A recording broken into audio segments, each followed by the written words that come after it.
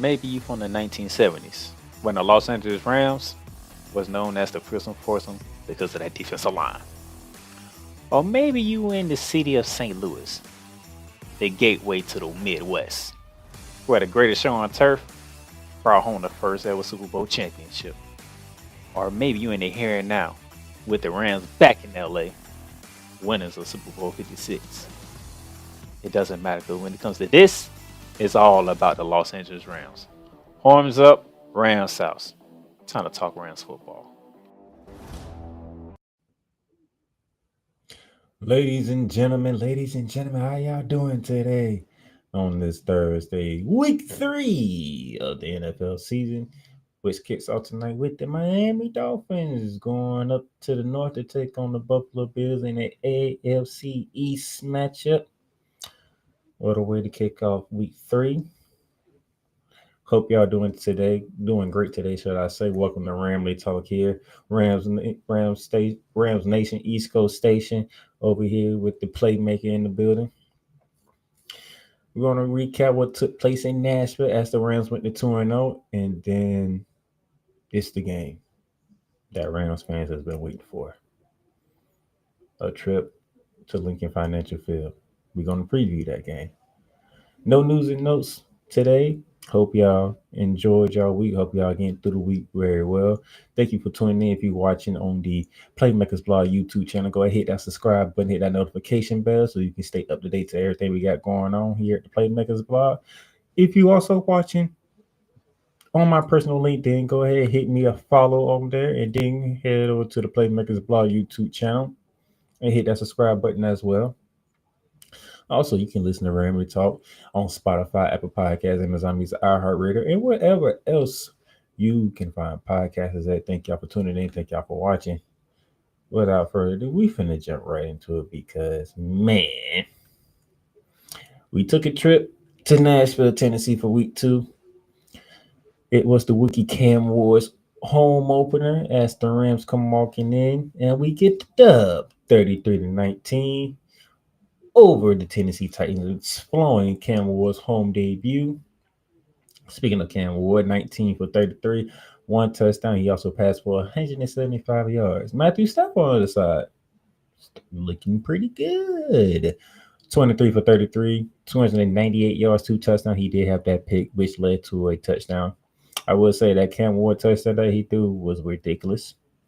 Throwing across his body from the right side of the field all the way to the left side of the field and it being a touchdown was kind of disappointing to see, but it happened. But nevertheless, defense held their own. Brian Young got to the quarterback, caused the fumble. Brandon Fitz recovered it, and the pull away began for the Rams. So I'm happy with that. The defense is still hunting the quarterback and making things happen on the defensive end. Kerryon Williams, 17 carries, 66 yards. Devontae Adams, 6 receptions, 106 yards and a touchdown. Good to see Devontae Adams get in the end zone. Matthew Stafford was trying his best to make sure Devontae Adams got in the end zone in this game, and it worked out. He got in the end zone. We made good on what we did. We held Calvin Ridley to 57 yards receiving on 3 catches. Tony Pollard almost had 100 yards rushing, 20 carries on 92 yards, but we did not get to 100 yards rushing. It was pretty good on that one. And you got the team statistics here. The Rams defense held the Titans to 252 yards, while the Rams offense got 439 yards of offense. Both teams turned the ball over. Stafford with the pick, Cam Ward with the strip sack, fumble. It was good. Very disciplined by the team. 4 penalties for 29 yards. That's what we want to see. We want to see a disciplined football team. Because a disciplined football team wins a lot of games. And when you win a lot of games, you get into the postseason. And when you get into the postseason, you carry that discipline to the postseason and you can win games in the postseason. Because if the other team is undisciplined, that gives you more opportunities to put points on the board. Okay. Third downs, 5 of 12. You probably can work on that. Red zone, still can work on the red zone. But hey, we got the dub. We're 2-0. We were on the road. We got to win. So we should be good on that regard. I like what we did. I like how we handled business on the road against an inferior team, starting a rookie quarterback. We handled business. We got the dub. We got the trap game out the way, as most people would probably call it, a trap game. You know, you open the season against the winners of that very division, the Houston Texans. You had a hard-fought defensive battle. You got away with that one. You don't want to look ahead to a most anticipated rematch of rematches of the season, and then you had the Titans right stashed in the middle. You took care of the Titans on the road, which is good. So that puts us to 2-0, but also the Arizona Cardinals moving 2-0 with a win over the Carolina Panthers. They had to hold on to win because Carolina was making a comeback, but Arizona Cardinals held on to get that up. The 49ers, they went to New Orleans despite not having Brock Purdy, Matt Jones starting. They put George Kittle on IR, and they came out victorious over the New Orleans Saints. So, and the Seattle Seahawks, they went to Pittsburgh, and they took down Aaron Rodgers in his home debut as a Steeler, spoiling that one. So every team in the NFC West picked up wins in week 2, which leads to the standard that you see right here. San Francisco, Arizona, and the Los Angeles Rams are 2-0, and the Seattle Seahawks are 1-1. Now, we're going to take our long commercial break here. Then when we come back, we preview the divisional rematch that everybody's been waiting on.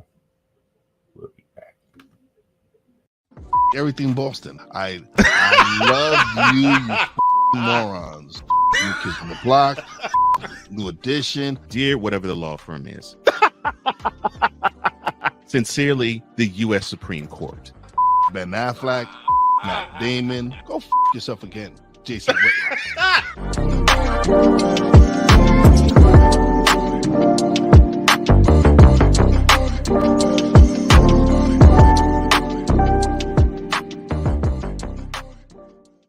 Join the transporter to Hades. Your butt and gut becomes one.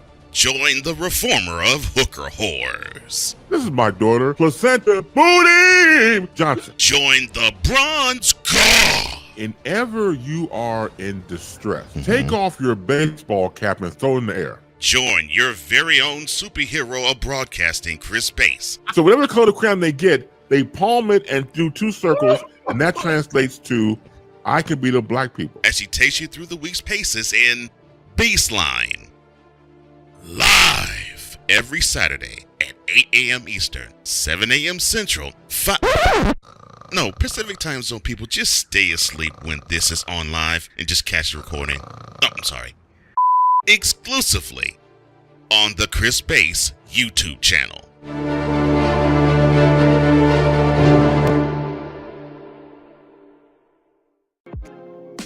Get Mounts of Entertainment with Paramount Plus. Stream new movies such as Mean Girls, Transformers Rise of the Beast, and Good Burger 2 with Paramount Plus. Stream live sports such as the UEFA Champions League, the NFL on CBS, the PGA Tour, and March Madness.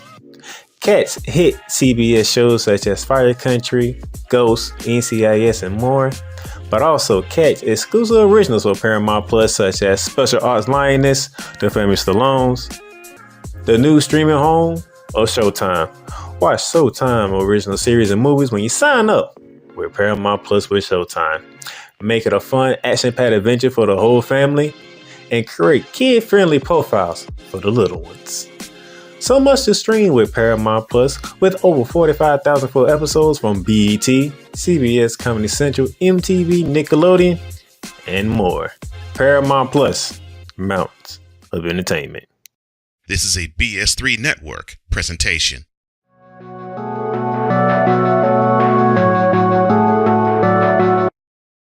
I want to do a TED Talk, but I don't have anything to talk about yet. I'm getting there. Life is for the living. We're not here that long. You can learn anything you want to learn without any money spent. What do I really enjoy? What do I really want out of life? I am your host, WIZE. Are you in a life holding pattern? Well, this is for you. Welcome to the Stuck in My Mind podcast. Live every Monday, Tuesday, and Wednesday at 4 p.m. Central.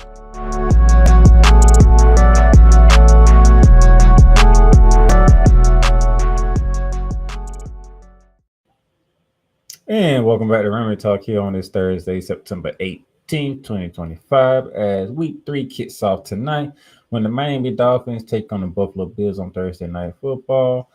But the game of the week for week 3 is in South Philadelphia.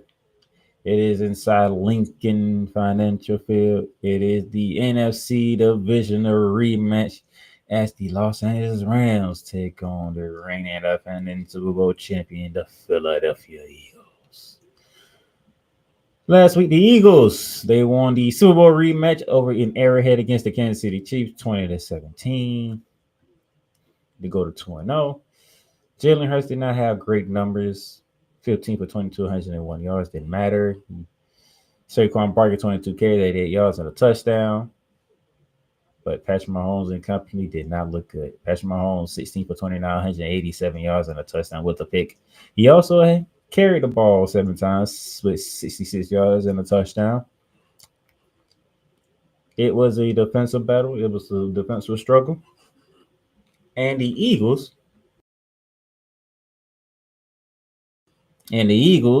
came out on top like they did back in February. Much closer game last week, but the same result. Eagles win. They are now 2-0. The Rams are 2-0. The Eagles are 2-0. And it's the Battle of Unbeatens inside Lincoln Financial Field. As of right now, the Rams are some of the top team in offense's productions right now. You see, Matthew Stafford has thrown for over 543 yards with 3 touchdowns and 1 interception. Karen Williams has barely hit the 100-yard mark along with Saquon Barkley, 132 to 148. Barkley has 2 touchdowns on the season. Karen Williams has 1 touchdown on the season. Hurts is only threw for 253 yards, but they're 2-0 because that defense of the Eagles has been as advertised.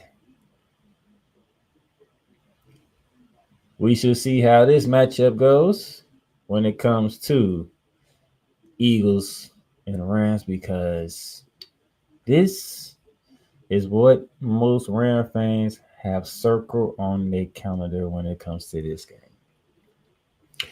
Honestly, we know what happened back in January.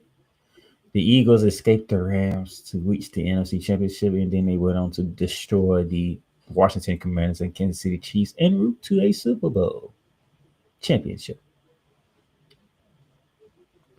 The Rams look good on offense. They're making things happen on offense. They are incorporating Devontae Adams more and more. We got Puka Nacua who can take a jet sweep and take it 40-plus yards for a touchdown. Blake Corum got his first ever rushing touchdown last week against the Tennessee Titans. So the running game is popping with a 2-headed backfield. Defense is still hunting quarterbacks, making things happen, despite us losing Akilo Witherspoon for about 12 weeks with that clavicle injury. We bring in Trey Brown, who used to play for the Seattle Seahawks. Next man up mentality is what we need right now. Chris Schuler is doing a good job in year 2 with the defense. But now here comes the test. The last 2 times we faced the Philadelphia Eagles, Saquon Barkley has a goal for over 200 yards and almost 200 yards. Like he had 199 in the playoff game. But he has been known to breaking 70-plus yard touchdowns on us. What would Chris Schuler do this go around for week 3 against Saquon Barkley to slow him down? Because I don't think we can stop him. Sean McVay, will he dial up against this Eagles defense that will help Matthew Stafford be successful against the defense? Dak Prescott and the Cowboys found some success in week 1 despite losing. They was able to run the ball with Javonte Williams. They was able to throw the ball down the field, but CeeDee Lamb didn't have hands in the second half of that game. And also to note with that game, Jalen Carter got suspended 6 seconds into the game. Last week, Jalen Carter did play, and you saw the results leading with Patrick Mahomes. Now, a caveat to that game when it comes to the Eagles and Chiefs, there was no Xavier Worthy, who is out with a shoulder injury. Rashid Rice is suspended for a 6 game for his involvement in what took place down in Dallas during the offseason. So we can actually say this is the first team the Eagles will face where they are pretty much fully healthy on offense. So we shall see in this rematch what would take place between the Rams and the Eagles at Lincoln Financial Field, 1 p.m. on Fox.